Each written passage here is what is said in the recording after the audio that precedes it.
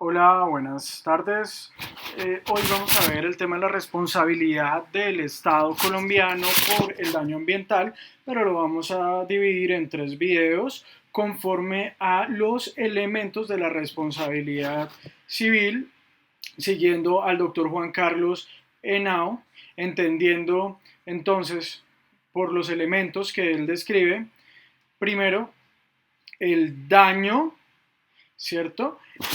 Entendiendo el daño como la aminoración patrimonial sufrida por la víctima que debe ser resarcida en aplicación de la regla de la indemnización integral del daño. Posteriormente, pero ya en otro video, vamos a analizar lo que es la imputación del daño como elemento de la responsabilidad civil, es decir, el daño como debe ser imputado a alguien diferente a la víctima para que pueda operar la declaratoria de responsabilidad, pues analizaremos ese tema. Y por último, analizaremos el fundamento del deber reparatorio como último elemento de la responsabilidad civil, para así poder condensar el tema de la responsabilidad del Estado colombiano por daño ambiental. El último elemento que le nombré supone que el daño debe ser antijurídico. Esto quiere decir que debe dar lugar a que el juez ordene al responsable la traslación patrimonial a favor de la víctima. De eso se trata ese elemento, pero pues lo profundizaremos en otro video. Así pues vamos a determinar cuál es la responsabilidad del Estado colombiano por daño ambiental después de que revisemos todos los elementos y diferenciemos los tipos de daño que nos trae el doctor Juan Carlos Henao. Traigamos entonces a colación para empezar unas palabras del maestro Inestrosa. El maestro Inestrosa decía que el daño es la razón de ser de la responsabilidad y que por eso es básico que reflexionemos en él, que precisemos sus aspectos y la cuantía de ese daño. Eso tendría que ocupar el primer lugar en términos lógicos y cronológicos, lógico y cronológico de las partes, del estudio de las partes del proceso, ¿cierto? O sea, en eso se tiene que ocupar el juez primero y las partes. Porque si no se puede estudiar o no se puede evaluar el daño, no se puede determinar el daño, pues hasta ahí va a llegar el proceso, porque todo esfuerzo adicional para calificar, para determinar la calificación moral de la conducta, pues va a resultar inútil. De ahí pues el desatino de muchos de comenzar el estudio o comenzar a indagar en la culpa de el demandado, ¿cierto? Eso es básicamente lo que nos enseña en Estroza, palabras más, palabras menos, de la importancia de estudiar como el daño como primer elemento en orden lógico y cronológico. Bien, para abordar el litigio de la responsabilidad, al indagar el daño, entonces recuerden, no debemos indagar la culpa del responsable, porque ya que esa culpa puede existir o no, y si no existe, igual se podría declarar la responsabilidad, mientras que si por el contrario estudiamos el daño, pues vamos a poder determinar con exactitud para qué se va a llevar a cabo el proceso de responsabilidad. Juan Carlos Senado propone una definición del daño. Él dice que, bueno, el daño como la minoración patrimonial sufrida por la víctima, entendiendo que su patrimonio está integrado por todos los bienes y derechos de los que una persona dispone. Es decir, que ese patrimonio está conformado tanto por bienes materiales como por bienes inmateriales. Siendo daño, por ejemplo, el daño emergente, el lucro cesante, daños morales o daño en vida en relación. Eso es muy importante. Es importante hacer claridad en que, en que el ser humano, para entender esto, es el único sujeto de derechos y que dentro de su patrimonio, entendido, o sea, el patrimonio del ser humano, entendido como lo acabamos de ver, se encuentra una esfera individual y una esfera social. Entonces, dentro del patrimonio tiene una esfera individual y una esfera social. La primera esfera, es decir, la esfera individual, da lugar a los derechos individuales subjetivos. Y la segunda esfera, ¿cierto? da lugar, la esfera social, da lugar a los derechos colectivos. Recuerden que recientemente ustedes leyeron la sentencia del oso Chucho, que fue proferida por la Corte Constitucional, Sala Plena. En esa sentencia, pues determinaron que los animales no son sujetos de derechos, sino que son objetos de especial protección constitucional. De ahí que recalco que el ser humano es el único sujeto de derechos y que pues dentro de su patrimonio, como ya lo expliqué, va a haber, ¿cierto?, una esfera individual y una esfera social. En la esfera individual, recuerdo, da lugar a derechos individuales subjetivos y la segunda da lugar a los derechos colectivos. Bien, el medio ambiente, por eso mismo, no es sujeto de derechos. Solo el ser humano, como lo acabamos de ver. Y el ser humano, por disponer en su patrimonio de esos derechos que ya nombramos, de derechos colectivos, pues dispone de los mecanismos jurídicos para proteger el medio ambiente, gracias a esa esfera de derechos colectivos. Piensen que si el ser humano no existiera en el planeta, pues o dejara de existir, pues el medio ambiente nadie lo regularía. El medio ambiente se autorregularía. Si el ser humano no existe, el medio ambiente no necesitaría sino que lo regularan, sino él se autorregularía. Entonces, bueno, recordemos, para que no nos perdamos, que los derechos colectivos son aquellos derechos que están destinados a proteger necesidades de la colectividad o de un sector de la colectividad. Por esta razón, el derecho colectivo permite el ejercicio de la acción popular, que no está condicionada esa acción popular a ningún requisito de legitimación del actor distinto a su condición de parte del pueblo, conforme lo ha señalado la Corte Constitucional desde los años 90. Bien, ya pues retomando el tema y recordando qué son los derechos colectivos. Retomemos ahora entonces el concepto de daño como el aminoramiento patrimonial sufrido por la víctima y desde luego pues la indemnización, pues para que haya indemnización debe existir acción. Ese es el objeto de la responsabilidad civil. Es decir, existe un daño que es el aminoramiento patrimonial sufrido por una víctima y desde luego deberá existir una indemnización por ese daño y para reclamar esa indemnización pues siempre debe existir una acción que pues es el objeto en este caso de la responsabilidad civil. El doctor Juan Carlos Henao nos enseña que no se requiere que se lesione un derecho subjetivo tradicional individual, es decir, aquellos de esa esfera individual, para que exista un daño, sino que también bastaría que la afrenta sea contra un derecho colectivo. ¿Por qué? Porque la lesión de ese derecho también es un daño sufrido por la persona.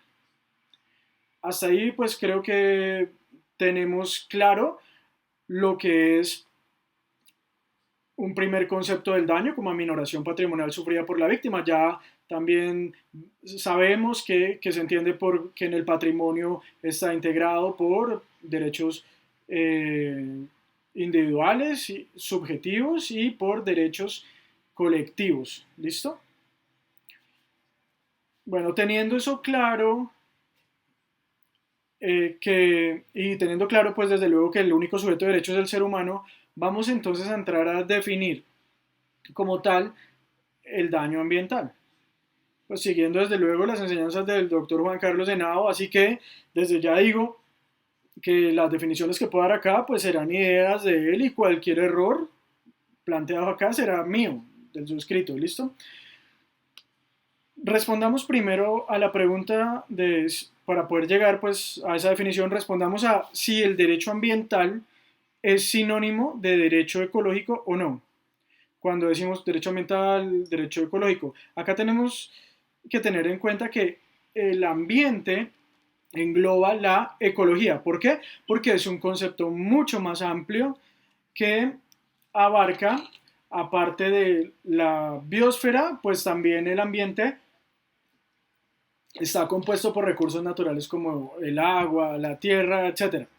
Entonces, bueno, tenemos que entrar entonces a distinguir dos tipos de daño ambiental según la tesis de Juan Carlos Henao. Dos daños de daño ambiental que tenemos que entenderlos para eh, poder determinar si existe o no responsabilidad del Estado, también para determinar eh, cuál será la acción para poder reclamar. Entonces se divide en daño ambiental puro y daño ambiental consecutivo.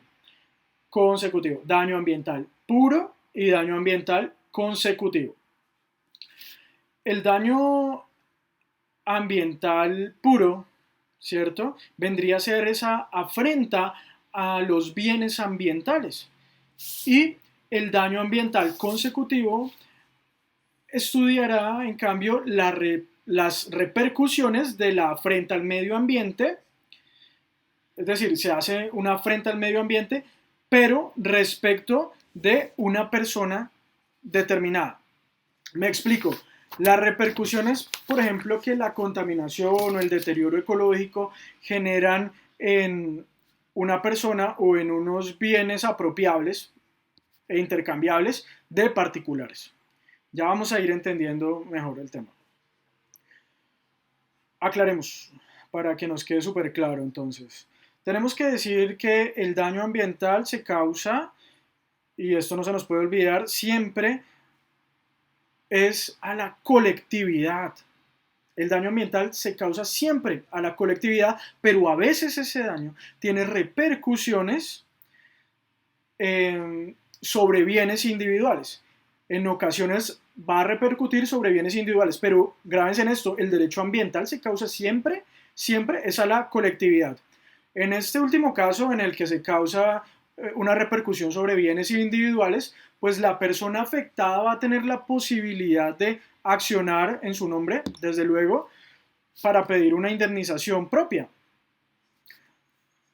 Esa indemnización propia para ese individuo en específico, siempre que haya sido un daño ambiental, es lo que Juan Carlos Senados denomina como daño ambiental consecutivo. También podría esa persona ejercer la acción a nombre de una colectividad, no a nombre propio, sino a nombre de una colectividad, para lograr una indemnización sobre la cual no se va a poder apropiar ese individuo, pero sí la va a poder gozar, que es básicamente lo que constituye la reparación del daño ambiental en su estado puro. O sea, en este segundo caso estaríamos hablando de un daño ambiental puro y no consecutivo. El daño ambiental puro excluye la posibilidad de que la indemnización de ese daño pues acrezca exclusivamente en el patrimonio individual, es decir, en el patrimonio de una persona. Por eso les decía antes que en ese último caso estábamos hablando era de derecho ambiental puro. Entonces, como no se puede acrecer exclusivamente en el patrimonio individual de una persona, pues será daño ambiental puro. La reparación del daño ambiental puro, perdón, bueno, sí, la reparación de ese daño ambiental puro restablece esa vulneración de los derechos colectivos vulnerados, ¿cierto? Es decir, el objeto es diferente entre el daño ambiental puro y el daño ambiental consecutivo. Son totalmente diferentes. Mencionemos un ejemplo, a ver si pues podamos aclarar un poco más el tema. Supongamos que hubo una quema controlada y se incendió un terreno de un particular, un terreno grande, se crea un daño ambiental, ¿cierto? Esa propiedad, desde luego, pues es una propiedad privada, pero pues se crea una afectación ambiental. Ese propietario sufre, obviamente, daño en su patrimonio. Esa quema controlada le terminó quemando sus terrenos, ¿sí? Entonces, él ha sufrido un daño en su patrimonio, porque pues eso se puede valorar y eso cuesta, y es su tierra. Entonces, ese señor va a estar legitimado para reclamar. Y esa indemnización que él pediría repararía, lógicamente, el daño ambiental. Entendamos, el daño ambiental. Se podría decir que ese derecho que el derecho colectivo se beneficia con esa indemnización individual. ¿Sí? Y eso es cierto, lo hace de manera indirecta. Esa indemnización individual que recibiría ese dueño, ese propietario de la tierra, va a entrar primero al patrimonio, obviamente, de ese propietario, quien tendrá que restablecer, o sea, el medio ambiente tendrá que usar esos dineros para restablecer el medio ambiente. Es decir, la indemnización va a ser exclusivamente para restablecer el medio ambiente, para reparar los daños ambientales. ¿Listo? Por ejemplo, se incendió el bosque aledaño, todo eso tiene que usar esa indemnización para restablecer ese terreno pues, que se le incendió y provocó un daño ambiental. ¿Qué pasa si el propietario no quiere tomar una acción alguna para restablecer la tierra? No lo va a poder hacer, es decir, está obligado a restablecer la tierra. Cualquier indemnización derivada de un daño ambiental que le genere una indemnización que va a recibir ese particular va a tener que ser utilizada para restablecer el medio ambiente. Bien, también, digamos, otra hipótesis sería que ese señor no quisiera iniciar ningún tipo de acción personal, ¿cierto? Podría entonces iniciar una acción popular porque para garantizar la garantía de ese derecho colectivo y él, digamos que se generaría una indemnización, pero también para reparar como tal el medio ambiente. Entonces, digamos, él, repito, él dice no quiero ponerme una demanda contra nadie, lo va a poder hacer cualquier persona interesada en que se restablezca el medio ambiente. Bien, va a ser únicamente encaminada a recuperar la afectación del medio ambiente. Y pues bueno, y retomando, y si el señor pues no quiere restablecer el medio ambiente y se le ha dado la indemnización, pues él no lo va a poder hacer, ya lo vimos, porque obligatoriamente va a tener que ser dirigida esa indemnización es a restablecer. Es decir, él no puede decir que le valoran el daño ambiental en 500 millones y que él va a recibir ese dinero y se lo va a gastar en otra cosa. No, tiene que aplicarse para restablecer el medio ambiente. Bueno, lo vamos a entender. Hasta ahí, bueno, podemos concluir que en el derecho al medio ambiente existe la particularidad de que siempre hay un daño a un bien, pero a un bien de la colectividad y que en ocasiones ese daño a un bien de la colectividad, medio ambiente, pues va a repercutir o puede repercutir sobre un bien que es apropiable por un patrimonio particular como en el ejemplo que vimos. El daño se da, para que me entiendan, directamente al ecosistema e indirectamente al ser humano, que obviamente se sirve de ese ecosistema. Y por tanto, esa persona solo va a poder reclamar a favor del ecosistema gracias a la relación que tiene con el ecosistema, ¿sí? La relación. Por eso es que se legitima para reclamar por esa relación que tiene.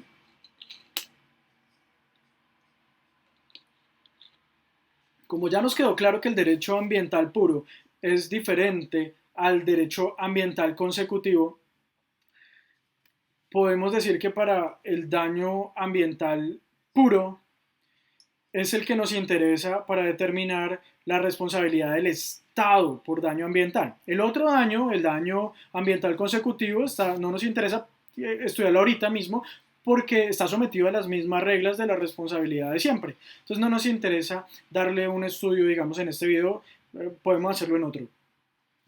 Igual vamos a mirar las formas de reclamar la responsabilidad. Pero bueno, el derecho ambiental, el daño ambiental puro, sí nos interesa para determinar cuáles son los criterios jurídicos que permiten la reparación del mismo, cuando realmente exista un daño ambiental puro. En ese orden de ideas, pues, pasemos a estudiar la reparación. Preguntémonos si el daño ambiental puro puede ser objeto de reparación. Es decir, la contaminación de un río, de pronto la contaminación provocada por un buque en el mar, eh, que se derramen hidrocarburos sobre el océano. Ese derecho ambiental puro es sujeto de reparación, ¿se puede reparar? La respuesta es sí. Se puede buscar, conforme lo dice el maestro Henao, se puede buscar dejar ese bien en la forma más parecida posible a la que tenía antes de que ocurriese el daño. De eso se trata la reparación, de buscar la forma de dejar ese bien reparado o por lo menos en una forma parecida o la forma más parecida posible a la que tenía antes de que ocurriera ese daño. Entonces, podemos decir que en el derecho ambiental se produce a un derecho colectivo, recuerden eso, a un derecho colectivo y difuso, que no va a poder ser apropiado por un patrimonio individual nunca, nunca, nunca. Nunca puede ser apropiado por un patrimonio individual. La reparación por equivalencia dineraria, ¿cierto? No tiene ningún sentido en la reparación al medio ambiente, porque, porque no se está reparando realmente el objeto dañado, sino lo que se está otorgando es un subrogado pecuniario que no podrá acrecentar el bien ambiental. ¿Listo? Si me hago entender, es decir, no tiene sentido que haya una equivalencia dineraria para que así se repare un bien, hablando de derecho ambiental, de derecho al medio ambiente, por supuesto, porque no se está reparando realmente el medio ambiente. Si solo se da dinero, pues no se está reparando el medio ambiente.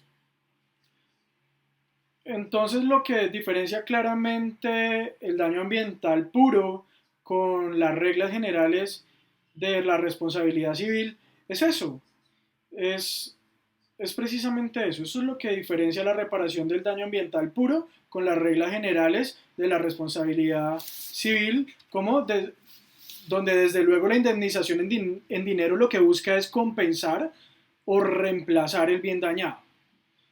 En el derecho ambiental, el pago en dinero, ¿cierto? Nunca, nunca podrá ser equivalencial, sí, nunca, no podrá ser equivalente porque el dinero no se puede dar para cambiar un bien por otro bien. Me explico. Yo sé que un río contaminé la tierra, pues yo no puedo cambiar esa afectación que hice, de secar ese río y de contaminar esa tierra extremo, que lo hice extremo, no lo puedo cambiar por otro bien, ¿cierto? Sino que obligatoriamente se va a tener que invertir, en el caso de que pase, se va a tener que invertir esos dineros, hagan de cuenta si se secó el río y se dañó la tierra, se va a tener que invertir ese dinero, se va a tasar en dinero, pero ese dinero, para que me entiendan, obligatoriamente se va a tener que invertir en la reparación del ecosistema, a diferencia que en el derecho privado clásico, en donde el demandante tiene mayor libertad para disponer de si el dinero pagado por su bien lesionado lo reinvierte en el bien o no lo hace, como lo vimos en un ejemplo anterior. En el derecho ambiental, les reitero, no existe esa opción. Siempre, obligatoriamente, se va a tener que reinvertir en la reparación del ecosistema.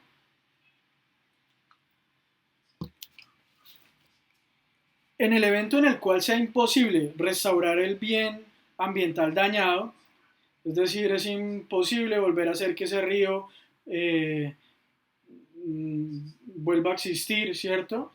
O es imposible que se descontamine la tierra que sufrió, digamos, el daño. En ese evento, cuando sea imposible, ¿no? Entonces, lo que se debe hacer es propender para que la indemnización favorezca otro bien ambiental de similar naturaleza. Para aclarar esta diferencia, supongan que una persona fallece producto de un accidente de tránsito. Por obvias razones, pues no se va a poder dar una reparación in natura, ¿cierto? No se va a poder ordenar que vuelva a la vida al Señor. Pero sí se puede ordenar que se le paguen, digamos, a los familiares las sumas de dinero que esa persona fallecida dejó de producir. Si en derecho ambiental, por el contrario, el daño producido a la naturaleza es tal que no puede ser reparado, que no se puede entender que se repare el daño con dinero, sino que deba restaurarse el medio ambiente, pues deberá es haber una reparación in natura, es decir, tratar de dejar ese bien en el estado en el que se encontraba antes del daño, pero si ya no se puede, pues deberá, porque sea imposible, pues vamos a tener que favorecer con esa indemnización otro bien ambiental de similares características o de similar naturaleza, ya que pues ese bien ambiental hace parte de un sistema. Esa es la explicación, porque hace parte de un sistema, ¿cierto? Entonces por eso es que esa indemnización, esos dineros se deben invertir en restaurar un bien ambiental de similar naturaleza. ¿Listo? ¿Para qué? Para restaurar, con el fin de restaurar ese ecosistema, ese sistema. Bueno, en otras palabras, vamos a tener que evaluar soluciones alternativas tendientes a qué? A la reposición de recursos naturales si no es posible recuperar específicamente el bien ambiental que ha sido dañado. Lo que acabo de decir es muy importante. Eso significa que se permite que el resarcimiento de un daño ambiental recaiga sobre otro bien ambiental distinto al dañado y que sin embargo no viole ninguna regla de la responsabilidad en derecho ambiental. Para concluir, entonces podemos decir que la reparación del daño ambiental puro, que es la del objeto de este estudio para determinar la responsabilidad del Estado colombiano por daño ambiental, debe ser siempre in natura, es decir, toda indemnización o bien ordenará hacer determinadas actividades, ordenará el pago para que se hagan esas actividades tendientes o que tengan como finalidad la recuperación del bien ambiental que ha sido aminorado para dejarlo en la situación más parecida a la que tenía antes de que se produjera ese daño. Y si no es posible, como ya lo dijimos, porque no se puede dejar en un estado similar ese bien que se dañó porque fue de tal gravedad que es imposible recuperarlo, entonces, si no es posible, vamos a tener que invertir esos recursos, esos dineros, en otros bienes ambientales de similar naturaleza, cuando, desde luego, pues no podamos recuperar el dañado. Creo que pues hasta ahí voy a dejar la explicación de lo que es daño. Espero que hayan entendido bien la diferencia entre lo que se denomina como un daño ambiental puro y un daño ambiental consecutivo. Hasta ahí vamos solo el primer elemento de la responsabilidad civil. Ya posteriormente, como les dije, vamos a ver en otro video a estudiar lo que es la imputación del daño, porque acuérdese que el daño debe ser imputado a alguien diferente a la víctima para que pueda operar la declaratoria de responsabilidad y pues es un elemento de la responsabilidad civil. Entonces pues muchas gracias por escucharme y estén atentos a el próximo video. Y si tienen dudas pues por favor me las escriben en los comentarios o me las mandan al correo electrónico.